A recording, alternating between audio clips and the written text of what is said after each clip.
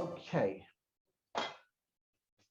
just going to show you a couple of things that I use. Okay, I know we're going to be sticking to the materials list that I sent you, so don't panic. I just want to let you know that I can show you a couple of things. Some of you may have done quite a bit of pen and wash before, but these are the type of things that I will use in pen and wash. I'm not going to use them all today, as I say. Sticks. These are things cut from my garden. Purchased pieces of bamboo that have chiseled ends. Calligraphy pens. It's whatever, you know, all these things give you a slightly different mark. Now, what we've got on our list today is pencil, piece of stick, literally cut from the garden this morning, and a couple of pens. And my favorite pens for this, these are Stabilo pigment liners, okay, and they're permanent, okay, so they don't dissolve in water. This is another permanent fine liner that I also like, and it's the Edding 1880 series. They all deliver smooth, deliver the ink smoothly. Now, I'm showing you this one on the end here because this is a chisel nib. As I say, I'll zoom in a moment. Let me zoom in now. Let's bear with me while this goes a little bit hazy. I'll just get that focus back.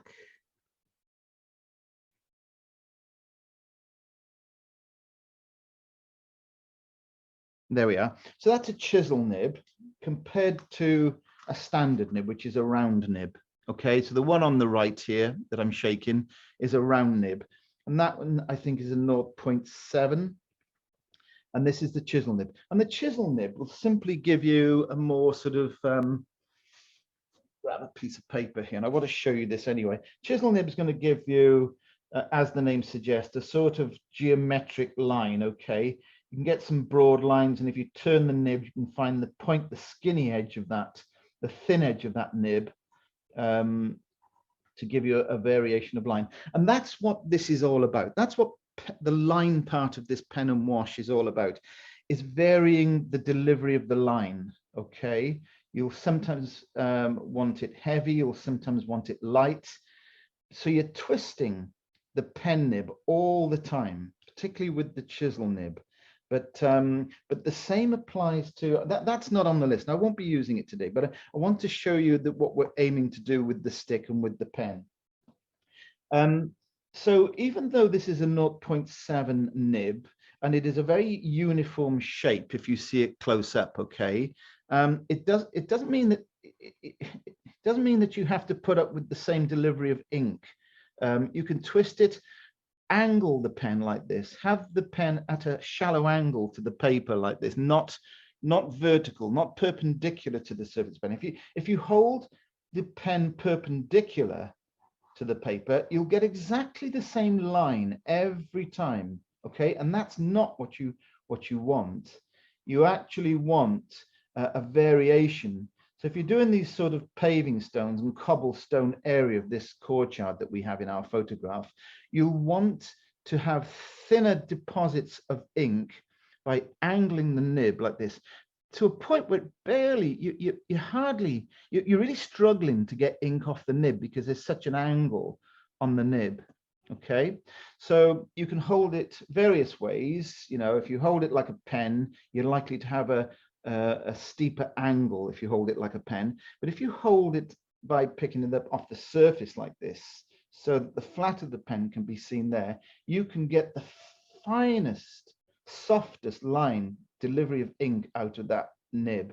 It replicates a pen that's running out of ink, and that's what you want, because some of these areas, as I say, you don't want a heavy deposit of ink, you want a light deposit of ink.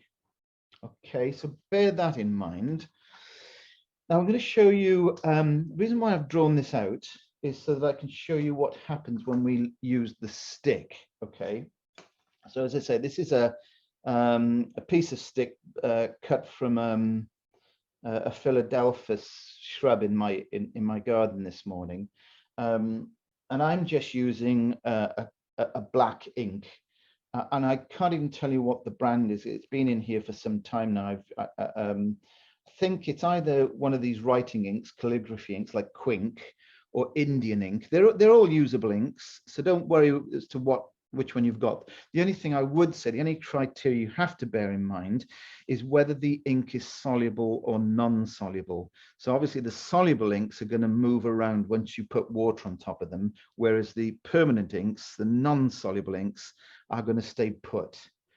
There's only one other thing you need to bear in mind with that is that even the permanent inks, if you don't let them dry before you put your wash over, they too will move around.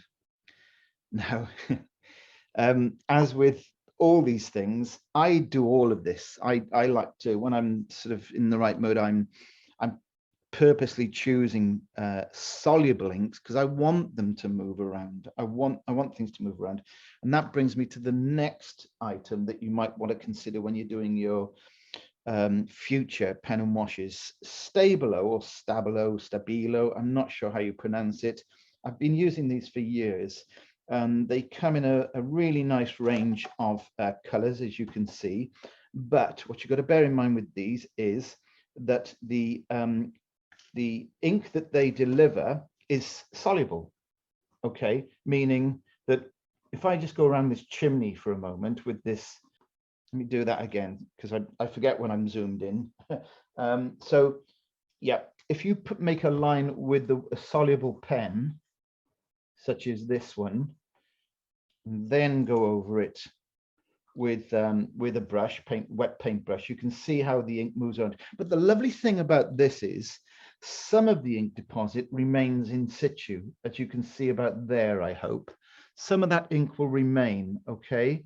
So, you know, we'll follow this up in, I think, possibly in the new year with another pen and wash, or we'll put a special one in between now and Christmas where we'll experiment further. But I felt it necessary to show you these options. So it leaves me one last thing for me to explain to you, which we will need to know for today, and that is using the stick. Put that back there a moment. Yeah, using the stick and the ink. This is what I want you to bear in mind today. And forgive me, folks, if some of you are, you know, well versed in the use of stick and ink, but I know not all of us are. What you've got to bear in mind is this. If you look at our image, okay, if we look at the, make sure I don't knock that over, which I'm inclined to do. If we look at the photo, when we load this stick, the point at which the stick is loaded for the first time, every time you drop that stick into your ink, I'm going to state the obvious, but it is fully loaded. It's going to deliver its largest, heaviest, most intense delivery of ink, okay? Its darkest delivery. So what you don't want to be doing is, because you certainly don't want to be putting a dark line. You want a line down this corner of your building, so just here and there. You want a line, say, up the side of this doorway about here. But these are not the places to deliver the ink with your first dip of the pen. Instead, we must look at our reference photo and say, well, that's a dark area there, all along that edge there, that ridge. There's a dark window here. There may be a dark recess at the top of this doorway. So you're identifying, before you've even picked up a brush or a pencil, you're identifying where your darkest areas are, because you have to be, that's the one thing you got to keep in mind. If it's a dark area, that's where you need to start with the first dip of the pen. I hope that makes sense. Okay, but it's a warning. It's a warning that I've given people ever since the very first time I did a pen and wash demonstration class, or class rather, and I went round and everybody was horrified that, you know, there was just too much heavy ink in the wrong places in their design, in their image. So so we know from the photo that that's a dark area there. So that's probably where I'm going to put the first dip of the pen here. But look how quickly the stick has run out of that ink. That allows me to do the other line over here that doesn't require quite as much depth of ink. And these are really important things to learn. There's a window here. If I turn the stick around, there's a bit more ink on the other side of the stick. Remember what I said about this corner. If you've got a small amount of ink left on this stick, that's probably the time to put a little bit down this near corner of the building. I feel when I look at the photo that these steps are quite dark, so I'll reload for these steps, okay? I'll make some directional lines for the tops of those steps. And then it's quite a dark area around here. So I think I can chance my arm in here with a fairly heavy deposit of ink, okay? Now that we've done most of the dark, you know, once we've done, sorry, I'll start on the actual painting in a moment. But once we've established the darker areas where everything is, there's a post there. But there was obviously some ink hiding then for a moment on that stick. As I twisted it and turned it that way in my hand, can you see that? Sorry, if I twist that, I'm finding ink deposits around the sides of the stick. So you've got to bear in mind that the ink will move around the point of the stick as you use it. And that's what gave me that really dark line there. Fortunately, it hasn't done too much damage. I think that's a good place to have a dark line. There is a post here. So let me just move that up again. There is a post here. Before we continue, please consider subscribing to my channel, and if you want immediate notifications as to when I upload a new video, then please remember to also click on the bell icon. So I think I've hopefully made my point there, folks. No pun intended, point of the stick. Yeah, so be careful every time you reload. You'll get to a point where you've used up all the areas, you know, you've covered all the areas where the heaviest deposits are required. And you're going to be thinking, well, how do I get the final lines for the remaining areas of my painting? Well, you can either shake off the ink off the stick, or you can take a tissue and you can sort of roll it around a little bit and take some of that ink off and then use that. And if you twist and turn that stick, you'll find the ink. And that's what it is. It's knowing where the ink is on that nib. Now, if this scares you, okay, then do only a small amount with the stick until you're really comfortable with it. It's like everything else. It's practice, practice, practice.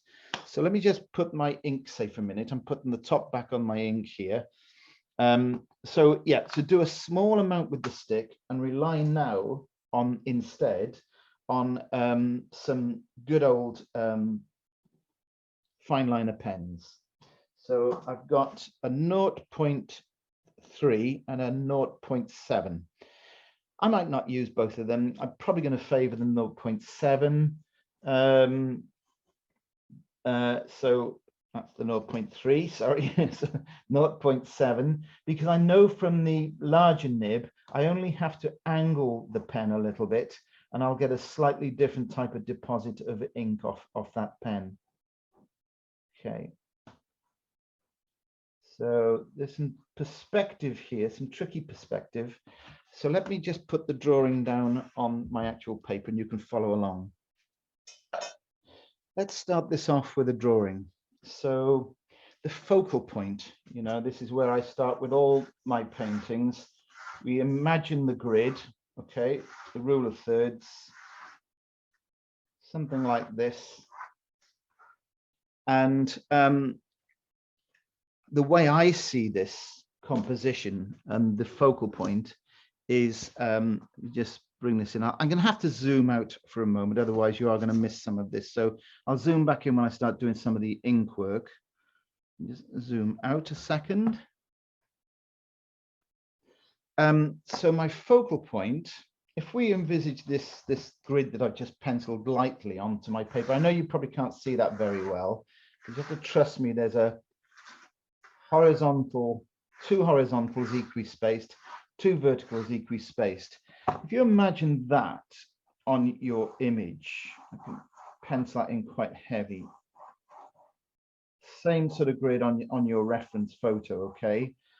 What strikes me is that this area here has got the most interest to it. It's got a door, it's got light and dark, it's got geometrical shapes. There's nothing really else to quite compete with that, okay? So that immediately attracts my eye. And I say, well, that's my focal point territory. I might choose to move the door slightly in, you know, into the center a little bit, because it's a little bit, in the photo at least, it's a little bit pushed over to the left. So there would be my door. Okay, we'll talk about scale in a moment. Now, what do I include and what do I leave out, and why do I do this? First of all, we've already established the focal point, which is going to be this door up here at the top of the stairs. Okay, so stairs coming down to about here somewhere. Now then, you'll notice that just to the bottom in the left here, there's a door in the wall, a doorway with a door open. Now, I'm going to play that down for reasons being that I've just said. We have the focal point up here, another doorway down here, a very dark shape against a light shape. That's the vacuous, you know, dark shape of the doorway. And the light of the wall is going to distract people's attention from up here. So that becomes played down. There'll be something there, and you'll see me put a gentle sort of reference, a nod, if you like, to there being something down here. But as I say, this really is our focal point territory. Now, I'm not too worried about how much of the roof is allowed into this design, because there's nothing about the roof that says, you know, well, that's really important. It should be included. There's nothing there to sort of worry about whether, you know, it gets left out or not. So instead, what we do is we look at our photo reference, and we've already established that the doorway is about here somewhere, and the stairs come down, and this is an approximation for now. This is why we start with pencil, of course.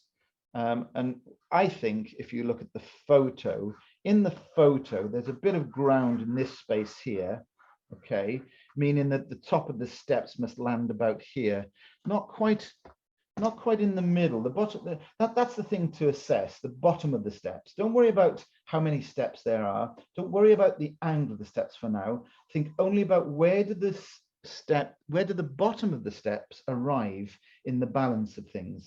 And it's about there. It's about there, isn't it? It's not in the middle. It's not right in the middle here. It's just left of middle. So about there probably. So we need to bring our steps down to about here. It's a great thing about the grid. The grid will help you identify these areas, and therefore, you know, allow you to make the right scale of things and position of things.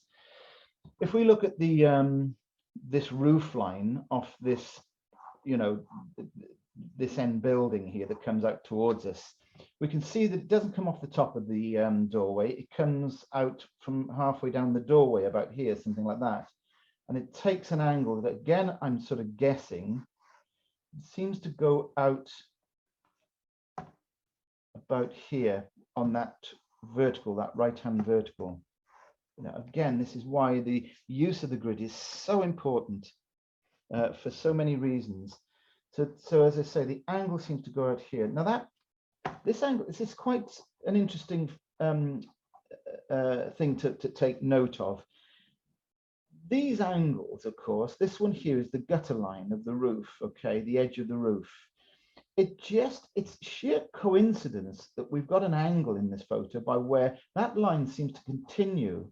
But in the real world, this angle here is different to that one, okay? That's the angle of the roof, the edge of the roof as it goes up towards the apex up here. But it's just the angle, and we call it a coincidence. So we think, I would say that this corner of this near corner here is about there, something like that. Okay, so I'm going to make my vertical corner. Don't want to make too much of that. It's a very pale line that you need on this near corner. So that's given us the doorway. It's given the rough position of the steps, the stairs. Okay, down to about here. That's given us the roof, edge of the roof to at this point here. We know there's a window in there. We won't worry about that just for the moment. We come back to that. It's always about getting the biggest shapes in first. We know that this is flat roof up there, somewhere like that. We'll just put a line in, makes contact with, actually it's different. So let me just show you this. My roof as it comes across there is actually meeting the line, that line there before the corner of the near building. But that doesn't, I'm not going to worry about that. I'm just going to keep my roof up here for now. So, oops, I just kicked the camera. So I think I'm okay with that. We'll keep it just looks better, a better composition by running this roof up here. We have to guess this for the moment. If it's wrong, we'll come back to it. We'll just say that it's a fairly shallow angle because the perspective line off that square, remember this end building is a rectangle, a vertical rectangle like this. Okay, there it is there. Okay, if we put that in first, then we can worry about how the ground is at the base in front of it, because it's a bit like that. And then it goes up, there's a building behind that also goes up the slope. So we've got to remember there's a slope here, okay? So this is a vertical rectangle. So I'm ignoring that wonky line and I'm keeping it flat down here. And the reason why I'm doing that is to make sure we got the apex point in the right place. And the way to do it, here's a good tip for you. If we take, you might need a straight edge, but I tend to do this freehand, but I'll show you. If you want to know where the apex is, and after all, we'll need to know where the center of that door is. You can guess it again, and by all means, be my guest. If you're pretty good at guessing these elements, you know, you can say, well, I think it's about here somewhere. But if you want to be sure, make the box, which is the end of the building, and just do a diagonal between each of the corners like this, okay? If you do a diagonal like that, that point there will tell you where the set. So I'm out, look, I was out by, you know, nearly 1/4 of an inch with my guess. So there is going to be where that door is. How high it is another guess for the moment, but that will do for me. I'm quite happy with that. So I'm just moving that doorway a little bit, the point of that doorway. That also tells you that my apex is slightly out. I'll be perfectly honest with you folks, most of the time I will guess this, because with practice, if you draw and sketch a lot, you're not going to be that far out. Had I not changed that and checked it, I'd have probably been okay with it anyway. I just want to show you what you can achieve with some simple technique. There's a building over here that I'm not too worried about. Now then, the issue I have with this scene is this wall over here on the right, okay? It's a nothing. It offers absolutely zero to this scene, okay? I wished it wasn't there, you know, that's the truth of it. I wish that I could see this building, because if this wall wasn't here, we'd see the continuation of this yellow building up here. And it would probably look something like that. And I think there was, I can't remember what was here, just hedgerow and stuff like that, I think, over here. So we have a decision to make again. We can do as I did in my sketch here, and I just hinted upon a wall here with some stones in. That would be quite an abstract way of doing it. We certainly don't want to be putting the wall in as it is. It would just look so strange. You know, we'd be putting the bricks in like this and trying to make it look realistic and all the rest of it. It just offers nothing. Even if you did that, it wouldn't. It goes right, if you have a look at it in a photo, it goes right out of the bottom too. That's like, you might as well tear that part of your painting off and discard it. So what I think we'll do on today is just we'll just phase that out up here as though the building is up here, and we'll put in some greenery because there was a woodland back here, and we'll just phase that out. It'll be softened. Okay. Now, there's one more area that I want to deal with before we start putting ink and paint on. Let me just clean this drawing up a little bit. Oh, my eraser was right in front of me. So let's just get rid of all my schematic lines.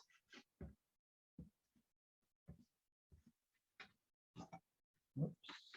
Get rid of that as well. Get rid of that line, that line. So that wall on the right hand side has gone completely. Okay, it offers nothing for the painting. But the problem, sorry, we've got here a bit is we've got a vacuous area here. Now, I don't mind that. I don't mind a vacuous area. I don't mind an area of peace and tranquility. But you've got to do something up here. So I think what we'll do is, there was a window. I have another photo lurking somewhere, which I don't need anyway, just for reference. But there was a window about here. So we're just going to hint upon a shape in the wall. And that just breaks it up. It's still nice and peaceful. It's not too busy. All it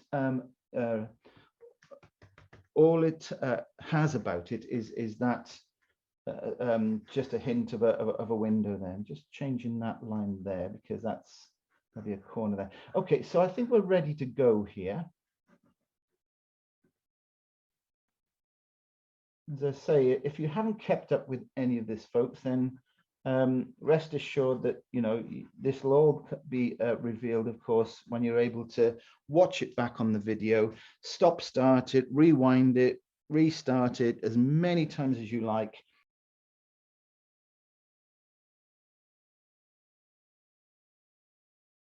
So now the other area of sort of blank, perhaps featureless, we know that we're going to make the most of this area here. This is going to be our focal point. Okay, so we can go to town around this area here, but just as this wall over here would have been too flat without something in it, I'm going to put the suggestion of one of these typical period type well, they can't call them windows, whatever they were like sort of had it been a castle, it would have been like a sort of a bowman's window to shoot from. It's just a sort of recess in the wall there that allows light in, I suppose. Maybe, I don't know, if it was a corn storage or something like that, it allowed air in. So I'm just going around areas now so you can hopefully see what I'm working on, how I'm working this, how I'm seeing it. There's a window back there. I want to keep my detail as simple as possible. We have a window here.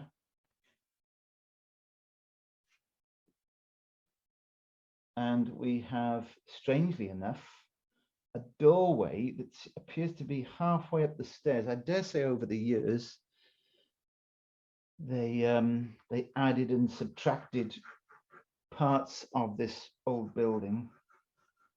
There's a line that comes, that's quite important. It's an awkward one now. It's counterintuitive, the angle of that.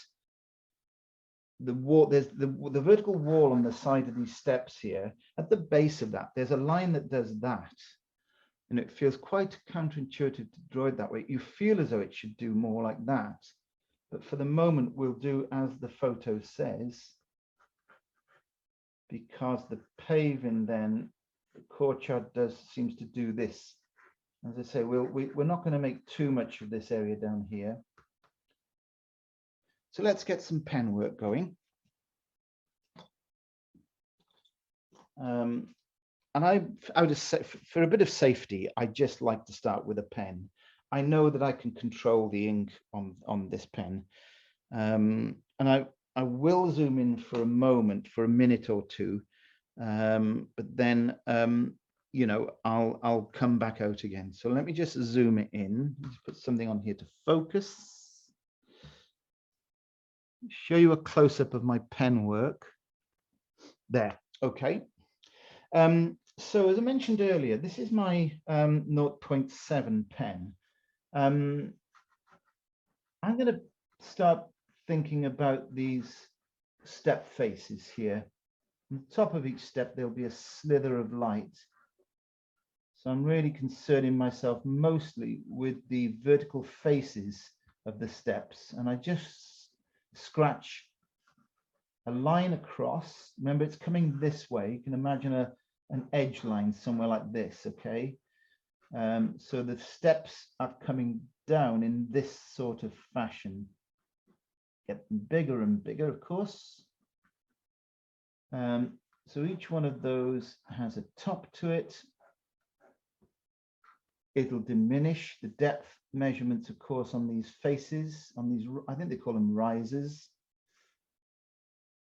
On these risers, which is the face of the step, I'm just scratching in some vertical pen work like this.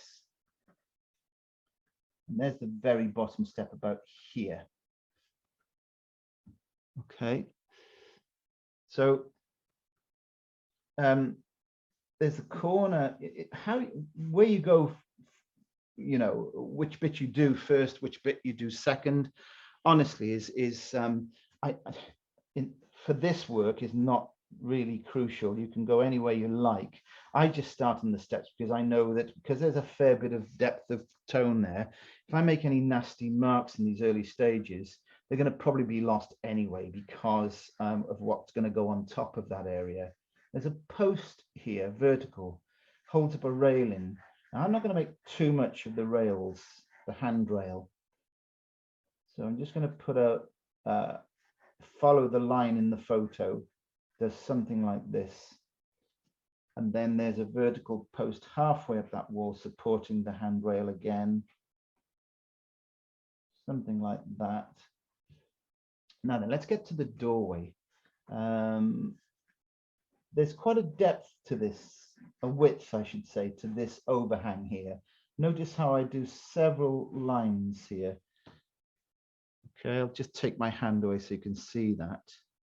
And sometimes in that shape like that, I will just go across it. Sort of almost like cross hatching, if you're familiar with the sketching technique of cross hatching. I can go up I'm just making sure that because I've zoomed out, I'm just making sure that what I'm doing is still within your camera shot, your screen. I'm just coming around the doorway here. It's a beautiful old door. Looks like it could possibly be the original door. I mean, even though it's textured as it is, this probably an old wooden, an old oak door. Notice how the horizontals of the pattern do not follow the slope of the ground outside. They're parallel to what would be a flat ground outside. So again, I will just make inferences. It's very, it's quite an arbitrary thing, this, as to how you render the edge of your shapes. I tend to sort of keep the nib of the pen on the paper as much as I can. I'm not taking it off and dabbing and doing a line. What's really important, really, really important, is how you travel, what you do between, let's call the corner of this roof here A. I shouldn't really write on it, should I? But I'll put it in pencil. Let's call the corner of this roof here A, and the top of the roof B. Actually, you can't see that, it's out of shot. I'll show you. Where can I show you? Let's show you this line down here that you can see for the moment. Let's call this starting point for the line A and the finishing point for the line B up here. Okay. Now then, it's how what you do not want is a solid unbroken line between A and B. It must break, make a vertical, make a circle, make an X, but travel in a fashion by where things that the line is breaking. Okay, so if you do a straight line, if you end up forgetting that and think, oh, I've done it, look, I've done a straight line from there to there, you know, with a clean, perfect line. Perfect lines are not good. You go back into it in places, run over it again just for half an inch, a quarter of an inch, do a circle in there somewhere, do an X at the end, break it up, be imaginative, be creative, start thinking about how you can make that line, avoid that line from looking boring, because it will look boring if every line you make is the perfect clean line. I'm just going back into the face of this bottom step for a moment. I'll put a circle in there, crosses in there, scratch a vertical line in there. Let's put some shading, if you like, at the bottom of that post. Again, I keep it the same. We will be going over this with the dip, with the stick and the ink. If you study the doorway, it seems that there's quite a dark line at the very top, which divides two sections of wood. Okay, so that's a good, just run back and forth like this. Again, not taking the nib off the paper, just running back and forth. We'll deal with the dark shadow that's on, that does seem to be glazed, or it's the roof of that door. I'm not sure which it is. But there's a dark area here. I wouldn't worry too much about that for the pen work. We'll probably deal with that with paint. What we're really looking to do is make the line work. It's, you know, pen and wash is also called line and wash for good reason. We're making lines. It's all about the lines. Now there's a door open here. I'm not going to make too much of that. It's too abstract. It's too small a shape. And it's too abstract to worry about, to worry too much about. I've just put something there to indicate that there's a door hanging open. Yeah, the patterns and the shapes within the door, quite abstract again. There seems to be some light at the lower area of that door in there. I really don't like this line at the bottom of the stairs, up the steps there. To me, it's awkward. Everything else is sort of going, everything else is saying the movement is diagonal through here. Okay, so I think this would be happier, we'd be happier if that one wasn't juxtaposed, it wasn't in an opposite, quite as opposite to everything else. So I'm flattening it out a little bit, and these are what's meant when we say, you know, how you manipulate, how you change your composition to make it work. You can't copy real life all the time. It doesn't work in a painting. It really doesn't. We accept it in a photograph because, you know, I was going to say photographs don't lie, but which is not strictly true. They're misleading. Photographs can be very misleading and very limited in many ways, which I won't go into right now. But yeah, so you have to do things that make your painting work. You have to forfeit certain things, change certain other things. It's got to be pleasant to look at. Right, I'm going to zoom back out because I'm entering a territory now, folks, that's outside our viewing area. There, okay. We're going to do a little bit more pen work, and then we're going to get the ink going. Now, you have to be really careful as to how much ink. You really do not want a heavy deposit of ink on this little building that we can see just out of shot here. Okay, just be a bit mean with how much attention it gets. Actually, I've actually shown a corner there, and there isn't a corner there. So I think what we'll do is we'll just say that flooring, that ground in front of this little part of the building, that's all flat. That's a flat wall right from the corner edge of this bigger, nearer building to that one there. So that makes life a bit easier for us, that's for sure. Now And we're going to have some real fun in a moment when we get to the cobblestones. It's a real mishmash, isn't it? And the last thing you want to do is to try copy the pattern in the ground of all those cobblestones, etc. So what I do want to do is place something in here, which is that window. I've already put a little bit of inference around this door down here, but again, as we said all along, it's not about this doorway. It's all about this area here. We must always remember that throughout the process. Now we will see the inside return edge of that wall there. So you could just make a little bit more of that right-hand edge. We know that this is a textured wall. We can see from the photo that it's been rendered with a sort of plaster, or what it would have been at the time. I forget the term. I used to know what they used to call this stuff. It's a stucco. It's like a lime cement mix thing. But we don't want to be trying to put every little nuance in there, every little sort of highlight, low light of what's an underlying brick. We'll deal with that again, as I say, with paint.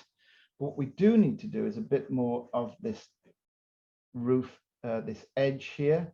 I'm traveling from A to B, and I'm scratching a broken line in. I'm traveling from A to B, or B to C down here, if you like, with a broken line again. Now, this line here, that line there, and all lines from there to the right-hand side of your painting cannot be too heavy, okay? They must not be heavy lines, because the further an edge gets away from us, the lighter it becomes. I can go into the window here. There's a dark area of the window, and then there's a leading edge as it turns onto the angle change of the wall outside. So there's an area just there of light, this there. So dark on the right, light on the left, okay? So let's just put in some of what we consider to be the cobblestones. I really like the fact that there's a flagstone coming out from this doorway. So I'll just infer that. It's a sort of what we call a foreshortened shape because of the angle that we're looking at it. But I think it's good to get in there. It sort of announces the doorway, okay? Now, when it comes to the cobbles, whatever you do, don't copy the pattern, the size and scale of the pattern of the cobbles in the photo, because there's some very small cobbles about here, just in front of the staircase. If you do that, and then do the bigger shapes that you can see up here, again, it'll work in the photo. We won't question it in a photo, but it'll really upset your viewer. The viewer wants to see, the viewer's brain wants to know that this area is closer to us than that area there. That this area is closer to us than that area in the corner there. It's closer to us than further up the slope there. So what you do is you make sure that your bigger shapes come in here. These are the rules artists have to learn. You know, this is when we talk about bending the rules and breaking the rules, it's for good reason. As I say, people will not question it in a photo, but they will question it in a. Oh, but they might not question it. They'll just, if they're not au fait with the rules of painting and art and aesthetics, they'll just dismiss it and say there's something wrong about this painting, when in fact the artist was copying the photo exactly. And unfairly, the artist has been accused of doing it wrongly, when the artist has actually copied exactly what was there. But it doesn't make for a very viewable painting. So this is what we do.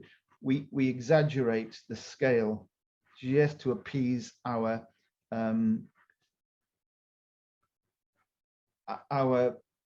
viewers that don't know these rules are being made, have to be made.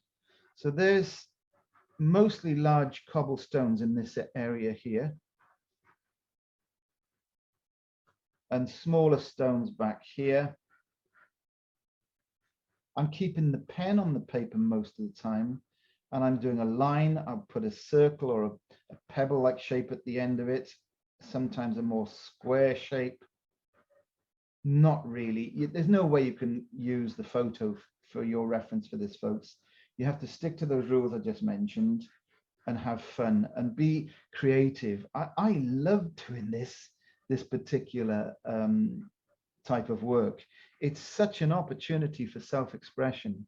We know that it slopes. That's one thing you do have to do. That's one rule you do have to adhere to, is the fact that there's a movement, and therefore some of your lines will need to indicate the slope. So you come down here like that, for instance, okay? And then, you know, now that is the, that's probably as much as I want to do with the 0.7 pen. Yeah. Okay, so let's get some ink on. So here's my stick. Now, some people I know will chamfer the end of the stick to make it a point. That's absolutely fine if you feel more comfortable doing that. I prefer not to, simply because if you turn it into a point, for me at least, you end up with making a mark that's not dissimilar to what you've already done with a neat nib. You know, that's a very neat looking nib. That's what you get from a neat nib, you know, with a bit of manipulation of the angle of the pen. So I don't put a point on my sticks. I prefer to find edges of the stick that I know will give me a different delivery, a different shape. It's something I used to say a lot, actually, and this is what you've got to bear in mind. This applies mainly to brush work than it does to pen work, but it's not a million miles away. It takes seconds to pick up paint with a brush, to load a brush, but it takes a lifetime to produce good brush marks or pen marks, something that you're constantly working and developing all the time with every painting. So here's my ink. Okay, I should shake it or stir it. Again, forgive me if you, I'm really not trying to patronize anybody. Be careful with it. If you've got a lid that's not safe on it, it does need a little bit of a shake from time to time. And you know, if it's on your fingers, your hands, it can be a bit of a devil to get off. So there are barrier creams, which I should wear. I'm always telling myself I should put barrier cream on. I've got it. I just forget to put it on, and it makes the cleaning up of the ink on your skin much, much easier. So ink in my left hand, okay, stick in my right hand. Now let's just remind ourselves where we started. Remember I said when you first load the stick, okay, for the very first, not the very first time, every time you load the stick, it's at its most saturated. So you don't want to be running down this near corner. That wall corner there is not where you need to put heavy lines. You can start somewhere safe. So I'm going to start up here. And you'll see me, it's a bit subtle, but you watch my fingers, they subtly turn the stick. I'm always looking for where the ink is by turning the stick. So there's a line here. Now, as soon as I get the inclination that this stick probably should be reloaded, I don't reload it. I know that there's a small amount of ink left in there. So that would be the time to do lines, perhaps the edge of the roof, like this, that doesn't require the same heavy deposit that you started with here when the stick was first dibbed into the ink. I'm going to reload again, so I'm back at square one. I've got a very this is going to deliver a lot of ink. So we know the stairs, the steps, whatever you want to call them, we know that that's a particularly dark area, so we'll start here. But it gives you a lovely scratchy delivery once the bulk of the ink is off the stick, has been used. Actually, it's still hiding in areas when I'm twisting and turning. But once the bulk of the ink has been used off the point of the stick, it delivers a fantastically broken amount of ink. And that's where your magic is. That's what you want. That's what you want to be looking for all the time. So again, I've just reloaded. We'll have a little bit of heavier ink about here. Around here, let's say, broken along this line a little bit. If I sort of do the spaces between the rails, the handrail here, it'll make it look like the handrail is in place there. Remember we said, you know, about the doorway, there is a dark area just about here at the top of the door, but I'd rather do that with paint, to be honest. We can infer some vertical framework in the door with the ink. There's still a doorway there. There's or a window, and then a horizontal line at the top of that lintel. Probably could do with a little bit more in the stairs themselves. So if you know that you've got a lot of ink on the end of that stick, okay, only make a small mark like I've done for that vertical post there. Don't go all the way up the full length of the post. Just deliver it in an intermittent, a hit and miss type of delivery if you can. So got to be a little bit careful too. My hand is potentially going to make contact with wet ink over here under my hand just there. You've got to be a bit careful with that you don't try not to do that. You will have a terrible mess if you're not careful. I'm just going around the top of this lovely old oak door. Seems to be probably a latch or a door knocker or something like that about there. There's the angle at the base of the door, but the striations are parallel to what would be to a flat if the outside ground was flat. Okay. Now I'm just, because I'm not going to reload this ink, this stick. So I know there's ink hiding. I just have to twist the stick around in my fingers, and I can find the ink hiding. There it is. Just turned it, and there it is. Turn it again. You will, of course, eventually run out. Might be right on the end of the stick.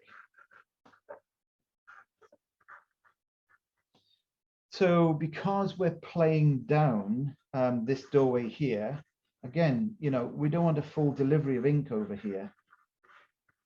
So I'm nearly at the point now where I can't really use much more full delivery of ink. A little bit in there, a little bit in there, little bit more here, I think. After all, that's quite a dark area there.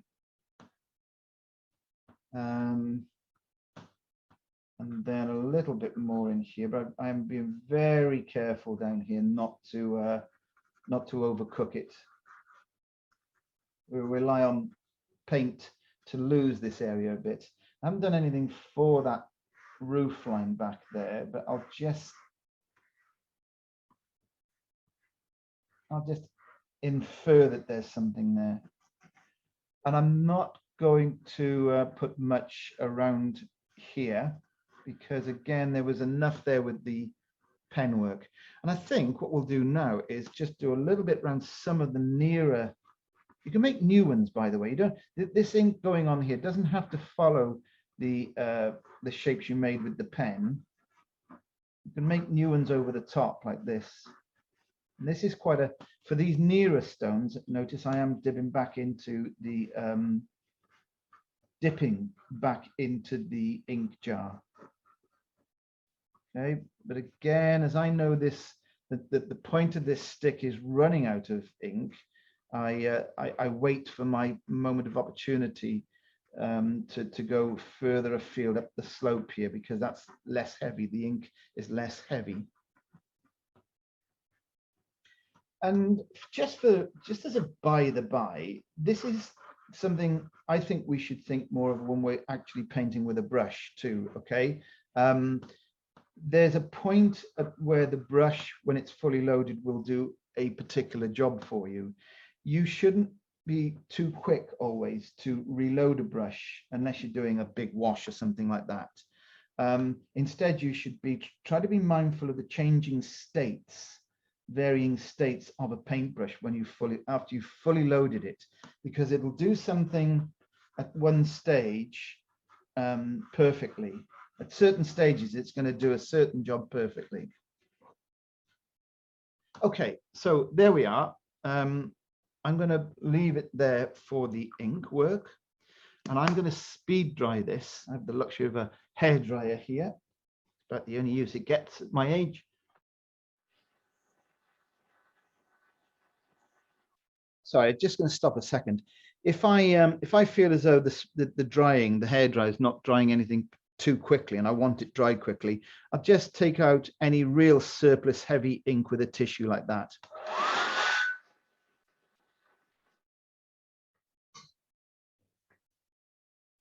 Just before I paint, and the paint inside of this is going to be quite quick.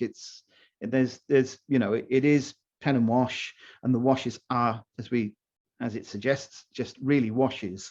But what I want to show you here is how we've used the lines, the existing lines in the design of the scene to point out our focal point. Look how strong that line is on the edge there. It comes straight off the apex. Yeah, out of coincidence, it's almost the same angle, and it's a line that points directly to our focal point. And when we've made this focal point territory even darker with paint, there's all these.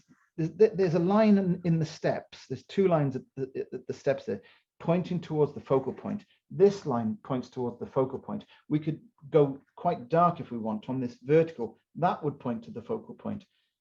Okay, so these things shouldn't be ignored and overlooked. They're very, very important. You know, you could even imagine if, like some of these buildings do have, they have like a rail or a design lintel that goes across the face of the wall. That could come in from the left, almost as though it's also pointing towards the focal point. You know, just to prove my point here, I'll just take a pencil, and if there were something like that, look at that. You got lines coming in all directions to the focal point. Might not look obvious for the moment, but when we get this as dark and as interesting as we're hoping to do, these lines will really show up. And that's the importance of a good design. Okay, so I'm just going to mostly probably work with a 1-inch flat, though I think I've put a couple of other brushes on the list. So just pre-wetting the outside areas here, just at the sort of sky area. Now, even this ink is moving a little bit, as you can see, and that's probably because, you know, I really don't mind that, first of all. Don't mind it at all. But it's probably because, you know, ink, it's stable after a couple of hours, really stable after a couple of hours. But after a couple of minutes, as we are here, it's probably going to just give you a slight tint. Okay, normally I wouldn't follow the colors of a photograph. Okay, I try not to. It's not very inventive. It's not very creative. But in this case, it's quite an unusual color, I suppose, for a building. It's this rich, almost cadmium yellow. So I am going to sort of follow it a bit. So I'm picking up cadmium yellow here as my first wash. Let me just move that in a little bit. So this is cadmium yellow, but I'm going to put a little bit of raw sienna in there just to warm that yellow up a bit further. And now then, pen and wash. Forget edges, okay? There's an edge here, isn't there? The corner. There's an edge here between the two parts of the building. There's an edge over here. It gets the wash. The idea of a wash is that it travels, it ignores these boundaries, if you like, okay? So the washes come in. This is why big brushes are so important. We'll have a little bit down here because there seems to be some light traveling across this foreground.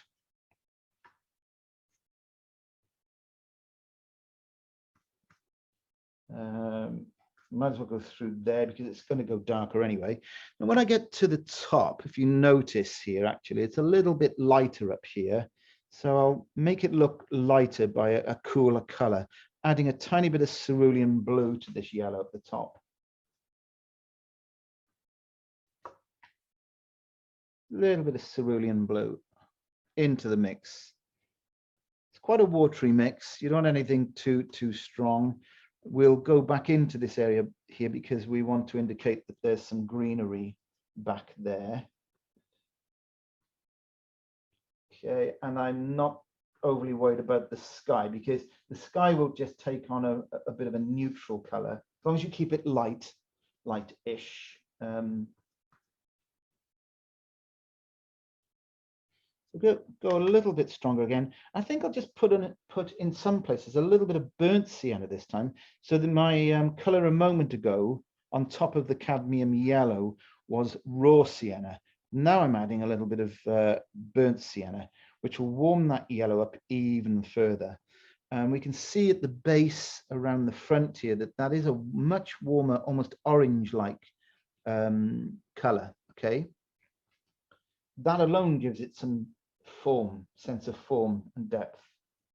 This lower area of the wall, the nearest areas to us are slightly warmer. I really don't want to make, I could almost sort of scrub around here just to lose it. I'm going to put some cerulean blue here. I'm working in a way by where I've left this as white paper. Okay, this is cerulean blue I'm picking up. Let's put it up here. And because you can see it's cooler. If you just look at the photo, you can see that this area must be, the light was coming from the left-hand side. It looks in the photo that's the way, because there's a shadow across here, which we'll put in a moment. So it makes sense that most of this side of the ground back here is in shadow. It's a cooler color. So that coolness has got to reflect a little bit into the base of the wall. So I'm just dragging that cerulean blue up into the lower part, the very lowest part of the wall. You don't want to go up too high because you'll spoil the warmth that we put in a moment ago. So now the steps, now we can give some attention to these dark steps.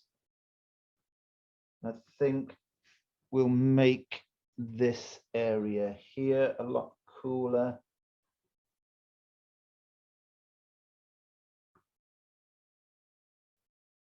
I haven't done much with the doorway yet because it's so important to get to give that its own attention. Okay, because it's the focal point territory. So I'm just filling in where I've missed a couple of things there, suggesting a bit of a cool shadow under here. Definitely want to go a little bit darker now, so I'm picking up a little bit of ultramarine blue.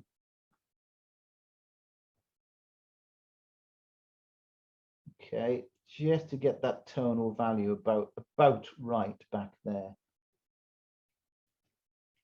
It's all wet in wet, so don't worry about, you know, your washes. They're converging in lots of places. You'll get one color drifting into the other, and that's what you should be getting. It's a pen and wash. Now, so let's put something in the roof, because the roof looks a bit odd at the moment. I'm going to go in up there with some ultramarine blue. I don't want that much. Let's bring it down to here, make a new puddle, and some ultramarine blue, burnt sienna. I'll put a little bit of alizarin crimson in there too. Let me just recap for you on that. I'm doing the roof, and I've started with ultramarine blue, bit of burnt sienna. There's too much. Sorry, I'm distracting myself here. I'll start that again, and I'll show you exactly what I did. There's too much water for me to do what I want to do here. Let's get rid of that. Okay, started with ultramarine blue. Then I picked up a bit of burnt sienna. Then I picked up a little bit of alizarin crimson. I'm making a right mess of this. Right, let's do that again. Let's use this one. I'll get there. Bear with me. So what I've got in here now is ultramarine blue and alizarin crimson. And I need a bit of burnt sienna. So I want a sort of plummy color. Okay. There it is. There it is there.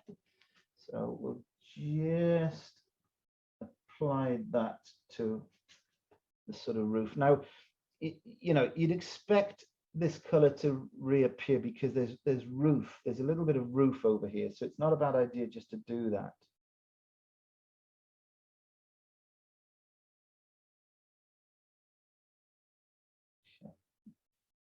Good, good, good.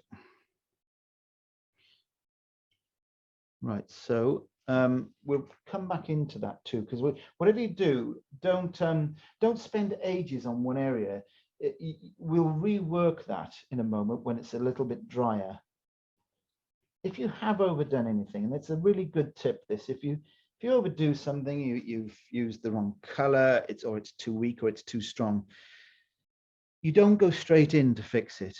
If it's really wrong, what I'll do myself sometimes, if it's completely wrong, I'll just go in with a clean tissue, and I'll take it off. I'll just press it down, lift it off, let it dry out a little bit, and redo it.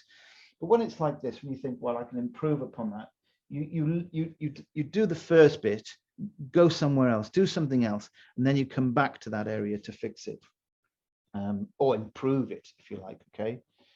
So let's suggest a little bit of green over here. So we'll have a little bit of cadmium yellow, a little bit of cerulean blue. And there's no real shape to this tree there for the moment. If we feel as though it's required later, we can just wait for it to dry and actually put drier, harder edge shapes in there. But it's not about this area up here, so I'm not overly concerned about that area. Okay. Now I'm going to speed dry this again. So let me just clean that brush before I put it down. So just speed dry.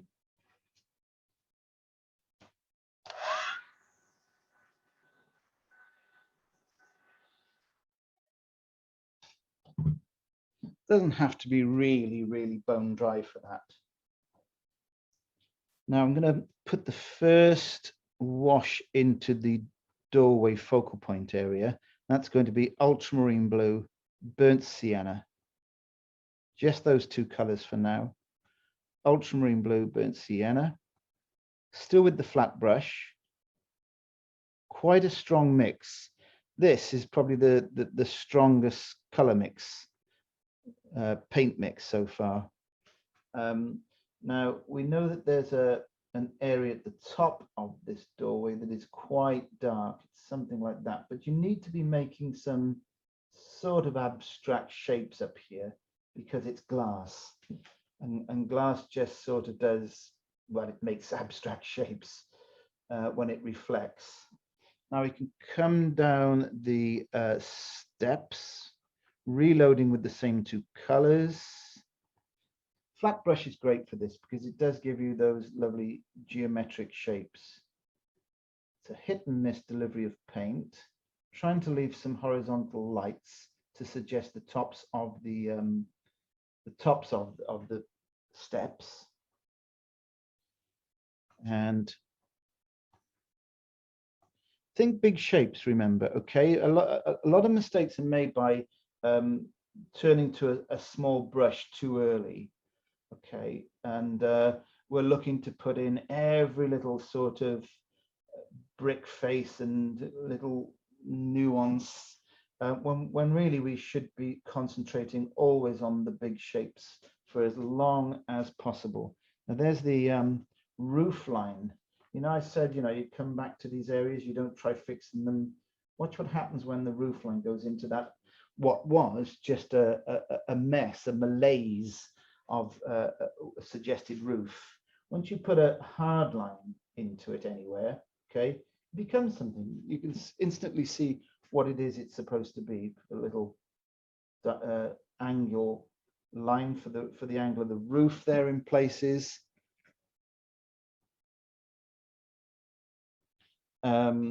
And I think I'd like to see a bit of paint on this edge. Certainly a little bit down here now. A small amount on this corner in places like this. And then we'll darken out the doorway. Notice when I darken out the doorway, I don't go right down to the ground. There's always light around the base of a door, okay? Because it's reflected light, even when it's in shadow as it is here. There's always a bit more light near the base of a door. Now, not sure that I should be doing this with the 1-inch flat, but I'm just going to shadow off the top of that doorway there. But with this round brush, I've just dipped this round brush in water, and I'll just soften the edge there of that.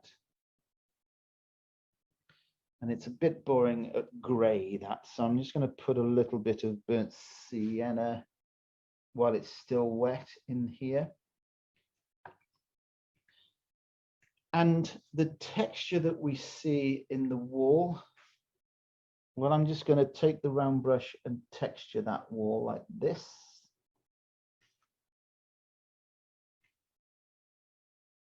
And those, what look like really dark spatter marks, will go much paler quite quickly. And they should just result in, I do this with my finger sometimes. I just touch into some of them like this, and it makes them, I do a very subtle sort of sideways mark with the finger like this, just to sort of show a brick face, rather than point of the brush doing little, you know, suggesting small brick faces everywhere. So now, just put the big brush down a little bit. Now we can sort of look at possibly doing some detail. And for this, I'm going to take ultramarine blue in a pickle jar lid. You don't have to have a pickle jar lid, but I find it quite handy for doing demonstrations. With yourselves, you probably don't have to do this. You can find a little area on your palette somewhere. And keep the reason why I do it, where I use a pickle lid, is to avoid too much water. Because some of my wells, when I'm working quickly, as you can see with this one, with the cerulean blue, they fill up with water. And I don't want that amount of water anywhere near this mix. So it's this ultramarine blue and burnt sienna, okay? And I'm drawing again. I'm almost back to doing pen work again, okay? I'm just going around the edge of the door in places like this. Remember that I said we imagined a little lintel across here? Doesn't matter how rough that is, it'll still work. It's almost the rougher the better. So I'm just bringing in a little bit of burnt sienna into this line here. Nobody can really teach you this at this stage in how to finish. You have to rely on good old intuition. You're going to say, well, I want to make a little bit more of this area here. I want a bit more texture. As long as you're thinking in terms of texture and detail at this stage, you know, you're not going to go far wrong. There's something that appears like that in the door up here. And when this is all dry, which it will be in a moment, I'll speed dry it. We'll do the final wash over it, which like a sort of shadow wash, if you like. That'll really give the whole scene some form. I think we're almost ready to do that now.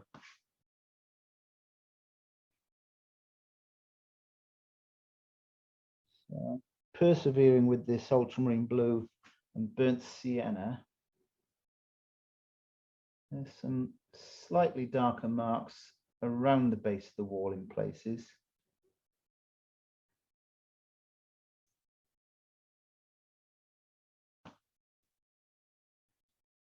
Okay, and a bit of warmth. I'm putting some burnt sienna in some places in the steps, in the faces of the steps. It's almost neat paint, you know, it's almost raw paint, no water. And I've really got to give this wall some sense of flatness. So I'm just using the brush to suggest the shapes in this wall and the line as it comes in from left to right. There's a doorway, gotta be careful down here. We don't want to make too much of this. We do want some color, I think, up here. So I'm purposely working dry on damp here. So what's in the brush is very dry. There's very, very little water in the brush, but there is some dampness. Actually, it's still on the doorway that I'm working in. There's some dampness in this area. And I'm putting some alizarin crimson and burnt sienna in this because it's really warming it up and giving it some depth there. So just making absolutely sure I'm happy with this area, well, all the areas, and just going around now checking this area, that area. Is it all in balance? Are we being led to the focal point? I just feel, again, this is a really awkward. I knew this was this line here at the base of the step was always going to be a bit awkward.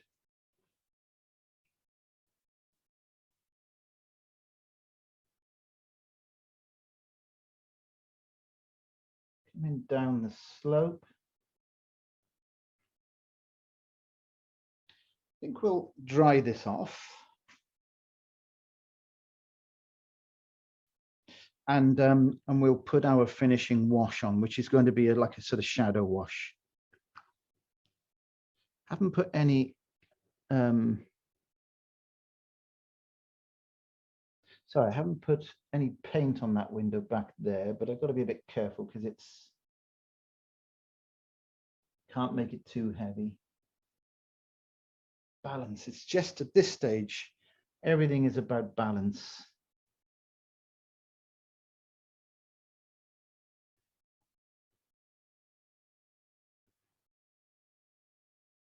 Just going around some of these nearer recesses in the cobbles.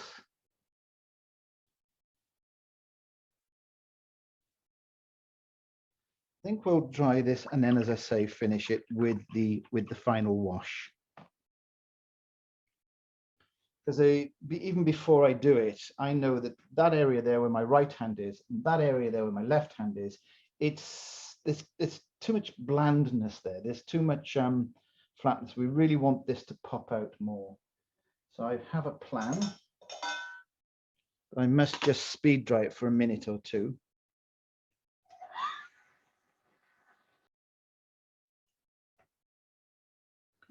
Okay, so tension back onto the palette here. Just bring the palette into view.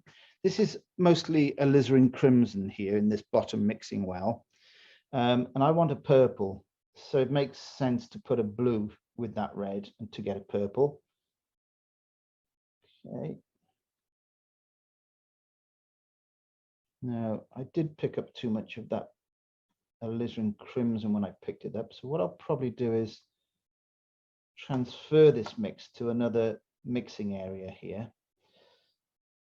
And we'll have a bit more ultramarine blue.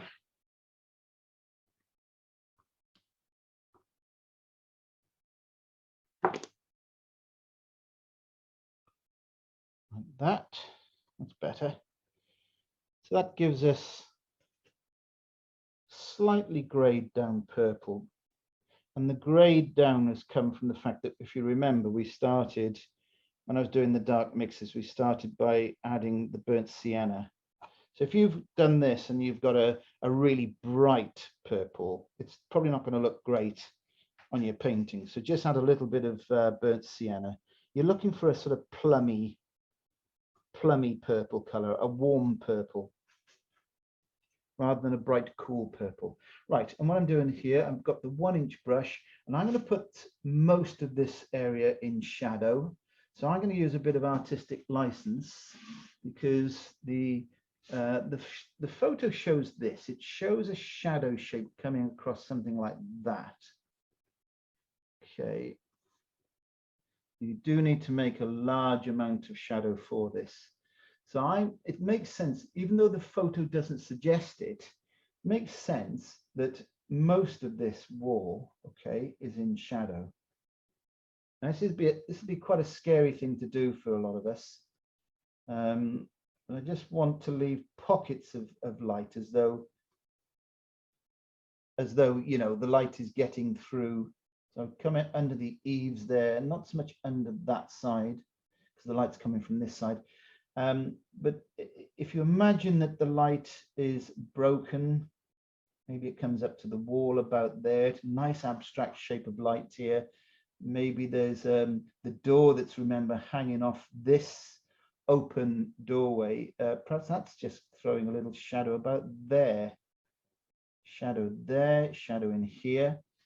This means also that this could be in shadow, but that might make for too dark a painting. So again, we know that there are buildings on this side. We could just say, you know, other than let's say cast shadow from overhead clouds, something like this. This is where you have to get inventive and creative. So we've got a nice abstract shape of light here, because it's light bouncing off a building this side. If you study light, you'll see these things in real life. It may not be in the photo that you're working from, but you'll need to use this knowledge from time to time, what shadows and light actually does on the landscape. So we'll go a little bit more shadow in here.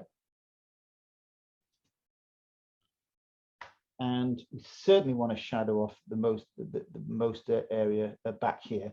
But I'm leaving, what should I do here? It's really being very careful with the blade of this good flat brush, leaving a little slither of light on the corner of this nearer building. So the rest of that ends up in shadow like that.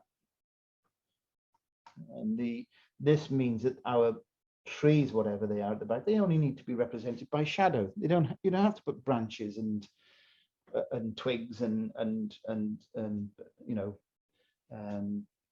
tree trunks in there. They're just shadowed. So I think we're nearly there, and this is again a very arbitrary thing. You have to invent it, you have to create it.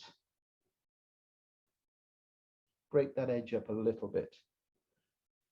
I don't know what it is, but right at the edge of my photo, there's a little dark shape about here, and I quite like it, strangely enough. Offers a little full stop to the corner, so you don't lose your viewer. But there we are. I think, you know, I'm just going to use a little bit of white gouache in places. I'll speed dry this again. Actually, overlooking something, I think that's got to be mostly shadow. Yeah, sort of, okay.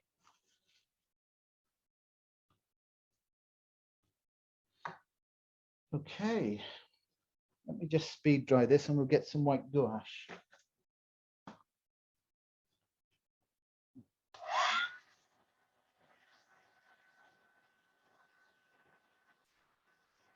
So even the use of this tissue can bring a little bit of texture to these walls.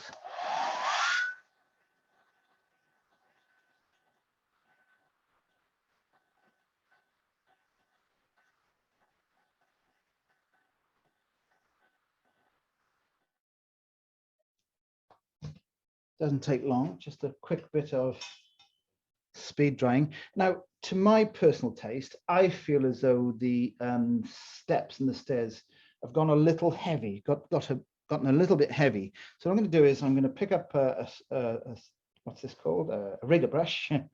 Pick up the rigger brush here. Okay, dunk it in water. Make sure it's a nice clean shape there, like a needle. Okay, I'm going to take my white gouache straight from the tube. And this is how I sort of use white gouache in these situations. I, as I say, take the gouache directly from the tube, and I'll reintroduce perhaps a little bit of light, maybe across some of the steps here like this. One brush mark, one brush stroke for each line that you make. Perhaps two lines close together here somewhere, a little bit here. What I like about places like this, I'm sure that there are some, though I can't see them in the photo, but you'll end up with bits of rope hanging down from places where they've tied a door back or something like this. Use your imagination, because you know that's what can make or break your painting at the end, is the little things that maybe the photograph is not showing you. Just using a little bit of white here at the edge of the roof to show some reflected light. Be careful using white gouache. It's not meant for repainting something that you wished was a white color.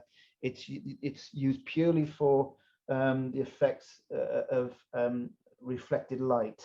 You'd expect some reflected light down the top of these rails, the handrail.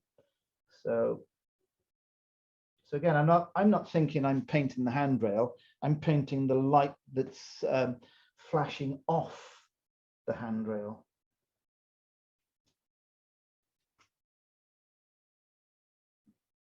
Okay, and we're nearly, you know, you can be careful. You can do a little bit too much of this. Maybe there's a reflected bit of framework somewhere in that dark doorway area. A little bit of gouache, and sometimes, whoop, that's a bit of paint coming off the handle of my brush. Shows you how old some of my brushes are. Yeah, sorry, when you know there's glass somewhere, what I'll often do is find a dark area in that glass, put a bit of gouache on it and just smudge it with my finger. It gives a really good impression of glass reflecting light. So now I could spend ages embellishing like this with white gouache, but and I have done, and I've wished, and by the end of it, I've wished I'd known when to stop. It's so easy to do too much. To do a bit, you know, pick up your cup of tea or go make a cup of coffee, and take regular little breaks after you do a little bit. Take a break, review it. Have you done enough? You know, so don't do what I'm doing now and just continue sort of doing it.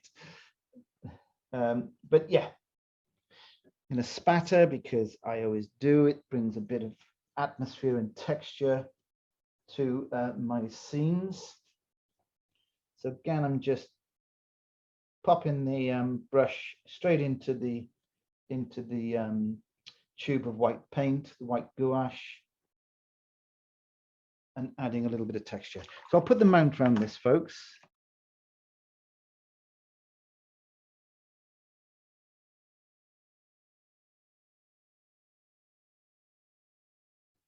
There we are. I hope you've enjoyed that. I hope you found it beneficial, that you've learned a few things from me, and yeah, good luck.